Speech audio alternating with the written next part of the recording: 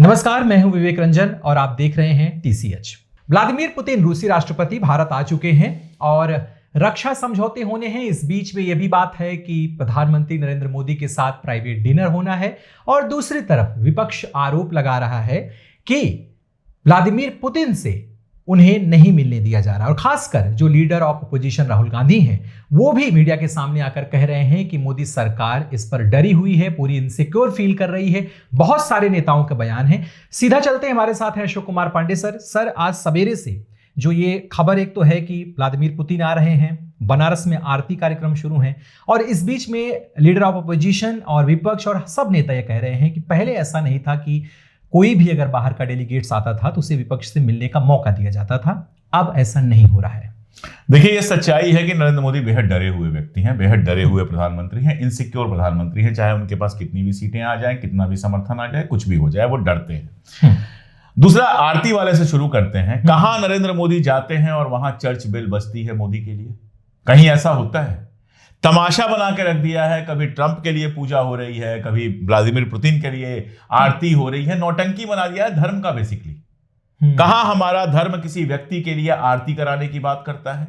लेकिन Vladimir Putin आ रहे हैं। अच्छा, इसकी बात कर लीजिए, वो तो ईसाई है जी। देश के अंदर के ईसाइयों से आपको दिक्कत है, लेकिन पुतिन जब आएंगे तो उनकी आरती करवाएंगे आप, उनके लिए आरती होगी। देश के मुसलमानों से दिक्कत है, लेकिन अरब लीडर्स आएंगे तो आप कहेंगे हमारा भाई है, गले मिलेंगे, जाने क्या क्या करेंगे जी। दूसरी बात होती है प्रोटोकॉल की। एक प्रोटोकॉल होता है। मैं आपको बताऊं कि विपक्ष का नेता कोई छोटी मोटी चीज नहीं होता है जी। और ये सिर्फ भारत का नहीं, ये दुनिया भर का मामला है। ब्रिटेन में शैडो एक पूरी कैबिनेट होती है और विपक्ष का जो नेता होता है वो शैडो प्राइम मिनिस्टर होता है। हाँ। और सभी नीतियों पर वो उतनी ही ताकत के साथ अपनी बात रखता है जहां उसका विरोध होता है। और दुनिया भर में जब कोई नेता जाता है तो विपक्ष के नेताओं से मिलवाया जाता है, क्योंकि विपक्ष जो है एक तरह से हमारे सिस्टम का हिस्सा है, वो कोई सिस्टम से बाहर नहीं है। पक्ष है, विपक्ष है जी। और लोकतंत्र है। अब तो एसआईआर करा करा के जाने क्या किया जाएगा, वरना लोकतंत्र में जो आज पक्ष होता है वो कल विपक्ष होता है। बिल्कुल। अटल बिहारी वाजपेयी जिंदगी भर विपक्ष रहे, फिर प्रधानमंत्री बने। कांग्रेस विपक्ष में थी, फिर अटल बिहारी वाजपेयी के बाद फिर सत्ता में आई और फिर सत्ता में कभी आ सकती है। तो ये एक सिस्टम का हिस्सा होता है। लेकिन नरेंद्र मोदी और उनकी सरकार पूरी तरह से इस बात के लिए बजिद है, मुतमईन है, कसम खा चुके हैं कि सारी जो हमारी हेल्दी लोकतांत्रिक परंपराएं हैं, स्वस्थ लोकतांत्रिक परंपराएं हैं, उनका सत्यानाश करेंगे। और राहुल गांधी से दरअसल उनको डर लगने का बहुत साफ कारण है।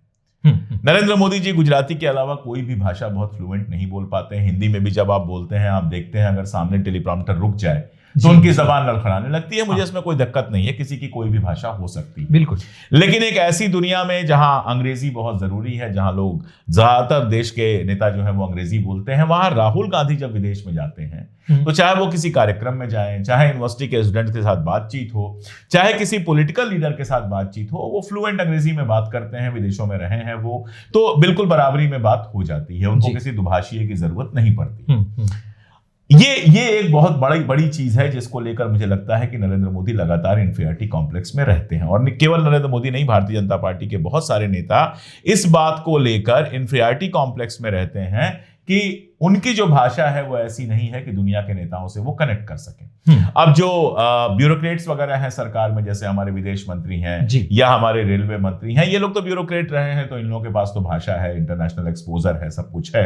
लेकिन बाकी ज्यादातर नेता ऐसे हैं जिनका इंटरनेशनल एक्सपोजर बिल्कुल नहीं है और जो विदेशी नेताओं के साथ या विदेशी भाषा में बहुत सहज नहीं होते हैं। मोदी जी को भी आप देखिए, जब अंग्रेजी बोलने की कोशिश करते हैं वहां वेलकम करने की या किसी, तो वो अजीबोगरीब सी अंग्रेजी होती है जिसमें वो जबरदस्ती कुछ ऐसी मजाक वाली बात करने की कोशिश करते हैं, उसमें भाषा कई बार गड़बड़ हो जाती है।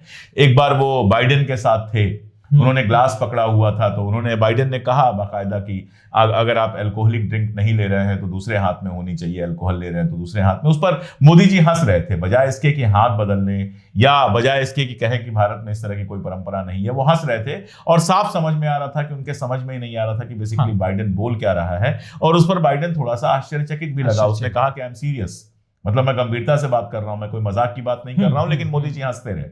तो ये सारी स्थितियां उनके साथ दुनिया भर में होती होंगी, हम तो उतना ही देख पाते हैं जितना वीडियो दिखाया जाता है। इस बार बताया जा रहा है कि जब वो G20 में गए हैं तो उनका भाषण जब था तो उस समय आवाज म्यूट कर दी गई, क्या कर दिया गया, बहुत सारी चीजें चल रही हैं इस तरह की। देश के अंदर भी वो परेशान है। हिरेन जोशी के साथ जो कुछ हुआ है, पहले आया कि हिरेन जोशी को इस्तीफा देना पड़ा है, कई दिनों तक गायब रहे वो, जिस व्हाट्सएप ग्रुप में पत्रकारों को भेजते थे वहां नहीं कुछ लिख रहे थे, आज अचानक फिर से लिखने लगे। प्रसार भारती के अध्यक्ष को इस्तीफा देना पड़ा, जो कि सारे मुख्यमंत्रियों के लिए बड़े प्रिय रहे हैं। और उसके बाद चल रहा है कि ये सारा खेल आखिर इतने बड़े बड़े लोगों पर हाथ कौन डाल सकता है। तो ये कहा गया कि सारी एजेंसियां जो है अमित शाह के पास हैं, तो अमित शाह और नरेंद्र मोदी में एक तरह का सत्ता संघर्ष चल रहा है और इस तरह की तमाम सारी चीजें चल रही हैं। ऐसे में वो चाहते नहीं है कि पुतिन से राहुल गांधी मिले, क्योंकि पुतिन से अगर राहुल गांधी मिलेंगे तो विपक्ष का नेता होने के चलते बराबरी में मिलेंगे, वहां भी हैंडशेक होगा, वहां भी स्माइलीज होंगी, वहां भी तस्वीरें आएंगी और अंग्रेजी बोलते हुए आपको ये दिखाई देंगे, राहुल गांधी दिखाई देंगे। पुतिन आमतौर पर रशियन बोलते हैं, पुतिन अंग्रेजी उतनी अच्छी नहीं बोलते हैं, अंग्रेजी बोलते भी नहीं है वो, उनके साथ ट्रांसलेटर होगा जो अंग्रेजी में उनको समझाएगा, फिर वो जो बोलेंगे अंग्रेजी किया जाएगा, ये सब होता है। तो ये सारी चीजें वो चाहते नहीं है जनता की नजर में आए। डंका बजने का पूरा खेल जो उन्होंने रचा हुआ है, जिसमें बहुत सारे भक्तों को लगता है दुनिया में डंका बज रहा है, वो गले मिलकर, हाथ मिलाकर, जबरदस्ती हंस के, उंगली दिखा के, ये सब की फोटोग्राफी करा के उन्होंने बनाया हुआ है। तो जब प्राइवेट डिनर होगा तो एक बार फिर से वो कहेंगे माय फ्रेंड पुतिन, और ये सारे हिंदुस्तान को दिखाने की कोशिश करेंगे कि हमारे बहुत करीबी हैं। जबकि हकीकत यह है कि इंटरनेशनल रिश्तों में इस तरह की दोस्तियां बहुत चलती नहीं है। जो गद्दी पे होता है, गद्दी से गद्दी की दोस्ती होती है, व्यक्ति से व्यक्ति की दोस्ती बहुत कम होती है। तो इस इंफीरियरिटी कॉम्प्लेक्स में फंस के वो ये कर रहे हैं और विपक्ष अगर इसका विरोध कर रहा है, विपक्ष अगर इस पर बात कर रहा है, तो मुझे लगता है ये जरूरी बात है, देश को समझना चाहिए कि जो लोकतांत्रिक, मान लीजिए कल कांग्रेस की गवर्नमेंट बन जाए, तो वही विपक्ष के, मान लीजिए भाजपा के नेता होंगे, उनके साथ यही व्यवहार करने लगे तो भी गलत है। बिल्कुल ये व्यवहार नहीं होना चाहिए। पहले भी विपक्ष, अडवाणी जी का मुझे याद है, अडवाणी जी से तमाम सारे विदेश के नेता आते थे, वो मिलते थे क्योंकि वो नेता विपक्ष थे। तो ये वाली चीजें और सर इसमें तो ये भी परंपरा रही है कि कांग्रेस का शासन या किसी विशेष का शासन हम नहीं कहेंगे, लेकिन इसके पहले की सरकारों में ऐसे बहुत से उदाहरण सामने आए हैं जिसमें विपक्ष के नेता को विदेश भेजा गया है बाकायदा। अरे ये तो इन्होंने खुद ही भेजा है। जब ऑपरेशन सिंदूर में फंसे और दुनिया भर में कहीं इनको समर्थन नहीं मिला, तो इन्होंने शशि थरूर और किसको AMIM वाले साहब को भी भेजा, शशि थरूर को भी भेजा, ओवैसी को भेजा, थरूर को भेजा, इन सब लोगों को भेजा जब अपनी जरूरत पड़ी, अपनी गरज पड़ी, इनके समझ में आया कि भाजपा के नेता नहीं समझा पाएंगे, तो उस समय तो शशि थरूर इनको याद आते हैं और बाकी लोग याद आ जाते हैं।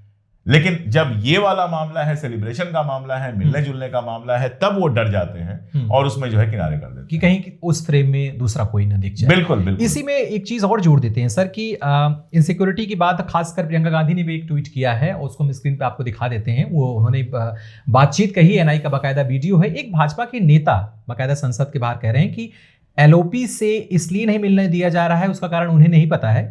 ये भी किसी को कुछ नहीं पता है, इस सरकार में किसी को कुछ नहीं पता है। इस सरकार से कोई डेटा पूछिए, उसको नहीं पता है। ये स्विस बैंक से लाके 15-15 लाख रुपया सबको, हमको और आपको बांट रहे थे। अब इनको यही नहीं पता है कि स्विस बैंक में भारतीयों के कितने पैसे हैं। इनको यही नहीं पता है कि कितने पैसे आए हैं, कितना ब्लैक मनी बाहर से ये लेके आए हैं। इनको नहीं पता है नीरव मोदी कहां है, इनको कुछ नहीं पता है। इनको सिर्फ चुनाव जीतना पता है, फोटो खिंचाना पता है और खुद फ्रेम में रहना पता है। और देखिए मोदी जी की शुरू की हुई परंपरा नीचे तक आ गई है। नड्डा साहब भाषण दे रहे थे जी। और एक व्यक्ति जो उनकी सुरक्षा करता है वो अचानक गिर पड़ा, बेहोश हो गया। पता नहीं बेचारे का क्या हुआ, हम उम्मीद करते हैं स्वस्थ होंगे वो जी। पूरे मंच पर जितने नेता बैठे थे, एक ने भी उठकर नीचे तक आना गवारा नहीं किया। कार्यक्रम को एक सेकंड के लिए नहीं रोका गया कि एक आदमी गिर गया है, मर गया है, पता नहीं कि जिंदा है। जी। जब जाएंगे तब पता चलेगा ना। उसको उठा के ले जाया गया, लेकिन किसी के ऊपर कोई असर नहीं पड़ा, जैसे वो आदमी एग्जिस्ट ही नहीं करता था। एक आदमी जो अपनी जान खतरे में डालकर लगातार आपकी सुरक्षा कर रहा है, वो नीचे गिर पड़ा और किसी ने ध्यान ही नहीं दिया। ये मंच से प्यार है, ये सेल्फ सेंटरनेस है कि सिर्फ अपने बारे में सोचना, और ये अमानवीयता है जो ये पहले मोदी जी के साथ भी हो चुका है कि मोदी जी का एक सुरक्षाकर्मी मंच पे गिर गया और वो एक बार देखे फिर भाषण देते रहे। जी बिल्कुल। कोई अगर दिल वाला नेता होता, इसके पास हृदय होता, तो वो भाषण रोक देता 2 मिनट के लिए। क्या चला जाता, जनता भाग थोड़े जाती। बिल्कुल 2 मिनट के लिए भाषण रोकता, जाता, देखता कैसा है, उसके बाद उसका इलाज होता और फिर वो अपना भाषण जारी रखता। जी, ये कितनी बार देखा गया है, पहले दूसरे नेताओं ने किया है। तो ये जो सेल्फ सेंटरनेस है वो वहां पहुंच गई है कि भाजपा के नेता को छोड़ दीजिए, विदेश मंत्री को भी नहीं पता होगा कि कारण क्या है। तो जो बात इसमें हम लास्ट यही बातचीत करके कुछ सवाल फिर आ जाते हैं सर। और जो बात अभी सर कह रहे थे कि नड्डा की बात कर रहे थे, उस पर एक बहुत अच्छा कमेंट हमारे इस पे पड़ा हुआ है, हालांकि वो राय की तरह है, मैं उसको स्क्रीन पर जरूर दिखा दूंगा आपको। बहुत अच्छा उस व्यक्ति ने बात उसमें कहा है। इस पर आ जाते हैं कि इंटरनेशनल डेकोरम, इंटरनेशनल जो प्रोटोकॉल है और एथिक्स है, जो ये बात आती है, तो राहुल गांधी से क्या मोदी कम जानते हैं, राहुल गांधी बेहतर जानते हैं इसको? ये तो तब होगा जब राहुल गांधी उस तरह के पद पे होंगे, तो पता चलेगा कि इन एथिक्स को निभाते हैं कि नहीं निभाते हैं। लेकिन ये मैं कह सकता हूं कि कांग्रेस की गवर्नमेंट रही हो, चाहे अटल बिहारी वाजपेयी की गवर्नमेंट रही हो, अभी तक ये एथिक्स और मोरालिटीज तोड़ी नहीं गई है। इस सरकार के आने के बाद लगातार ये तोड़ी जा रही है। जी, आइए आपके सवाल कुछ हम ले लेते हैं। और सवाल से पहले एक दो राय ही है सर। एक इन्होंने, उत्तम चौधरी ने फिर लिखा है कि मुस्लिम वक्फ बोर्ड की स्थापना, अल्पसंख्यक आयोग, मुस्लिम पर्सनल लॉ क्या भारत में भाईचारा और सामाजिक समरसता के लिए लाया गया था? ये हिंदू मुस्लिम राजनीति नहीं थी। ये एक व्यक्ति के सवाल बार बार मत लीजिए, बहुत सारे दर्शक हैं तो अलग अलग लोगों के सवाल लीजिए। और बहुत सीधी सी बात है कि मुस्लिम वक्फ बोर्ड से आपको प्रॉब्लम है तो हिंदू श्राइन बोर्ड से भी आपको प्रॉब्लम होनी चाहिए। इस देश में हिंदू श्राइन बोर्ड भी है, ज्यादा बताऊंगा नहीं, जाइए गूगल कीजिए और गूगल करके देखिए। मंदिर जितने हैं सारे बोर्डों द्वारा संचालित होते हैं। अमरनाथ यात्रा बोर्ड भी है। तो तमाम तरह के हिंदू एक्टिविटीज ऐसी हैं जिनके लिए बोर्ड बने हुए हैं। गुरुद्वारा प्रबंधन समिति है जो गुरुद्वारों को संभालती है जी, और सिख संपत्तियों को संभालती है। तो गुरुद्वारा प्रबंधन समिति से दिक्कत नहीं है, श्राइन बोर्ड से दिक्कत नहीं है, अमरनाथ बोर्ड से दिक्कत नहीं है, दिक्कत सिर्फ वक्फ बोर्ड से है जी। तो ये दरअसल आपकी निगाह खराब है, वो प्रॉब्लम है आपकी। आपको मुसलमानों का, आपको अगर एक मुस्लिम जो है वो टोपी लगाए दिख जाए तो सांप्रदायिक दिखता है, लेकिन अगर चोटी वाला और गले में रुद्राक्ष डाल के कोई घूमता है तो वो पवित्र लगता है। तो वो आपकी आंख की दिक्कत है, आपको अपने आंख का और अपने दिमाग का इलाज कराना चाहिए, उसमें बाकी सब नहीं ढूंढना चाहिए। चलिए उत्तम चौधरी जी, आपको जवाब जरूर मिल गया होगा। और मैं इस सवाल को इसलिए भी उठा लिया था कि इसके बहाने जो हमारे हजारों दर्शक हैं वो भी जान जाएं कि सिर्फ मुस्लिम वक्फ बोर्ड नहीं है, बहुत सारे बोर्ड हैं। और सर ने पूरी तरीके से आपको बता दिया कि देश और दुनिया का हर देश अल्पसंख्यकों को अलग से अधिकार देता है। भारतीय जब अल्पसंख्यक बन के विदेश में जाते हैं, बहुत सारी जगह हैं जहां आप भी अल्पसंख्यक हैं, अमेरिका में रहते हैं, बाकी जगहों पे रहते हैं, और उनके साथ कुछ होता है तो वो भी अल्पसंख्यक अधिकार की ही बात करते हैं। तो अल्पसंख्यकों को हर जगह अपने इंस्टीट्यूशन चलाने और बाकी सारी चीजों का अधिकार दिया गया है, केवल यही की बात नहीं है। ओमकार सिंह जी हैं जो कि पंजाब में जो चंडीगढ़ का सर मामला, हाँ, चंडीगढ़ वाले मामले पे हम रिसर्च कर रहे हैं और हमने कहा था कि आपके पास जो डिटेल्स हो वो हमको बताइए। तो जब आप डिटेल्स देंगे और कुछ और हम भी रिसर्च कर रहे हैं तो हम चंडीगढ़ वाले मामले पर भी जरूर बात करेंगे। तो ओमकार जी, आने वाले समय में हम चंडीगढ़ विश्वविद्यालय में जो मामला है उस पर जरूर वीडियो करेंगे। सर की तरफ से वीडियो आ सकता है, TCN द क्रेडिबल न्यूज़ पर भी हम वीडियो कोशिश करेंगे कि इसको लाएंगे जल्द। पूरे मामले की हम छानबीन कर रहे हैं। इसी तरीके से हमारा विशेष कार्यक्रम आप सब देखते रहिए। कमेंट में सवाल ज़्यादा से ज़्यादा पूछिए, क्योंकि आपकी प्रतिक्रियाएं, आपकी शाबाशी, हमारे पत्रकारिता का समर्थन, प्रशंसा, ये सब कुछ तो आप करते ही हैं, लेकिन कुछ सवाल ज़रूर आपके दिमाग में होते हैं। दिन भर में बहुत सारे मुद्दे होते हैं और जनता जो सवाल, ये भी बताइए कि आप किन विषयों पर वीडियो चाहते हैं, वो भी हमें मदद करेगा। जी बिल्कुल, उस तरीके का वीडियो हम बनाने की पूरी कोशिश करेंगे। देखते रहिए हमारा चैनल द क्रेडिबल न्यूज़। धन्यवाद।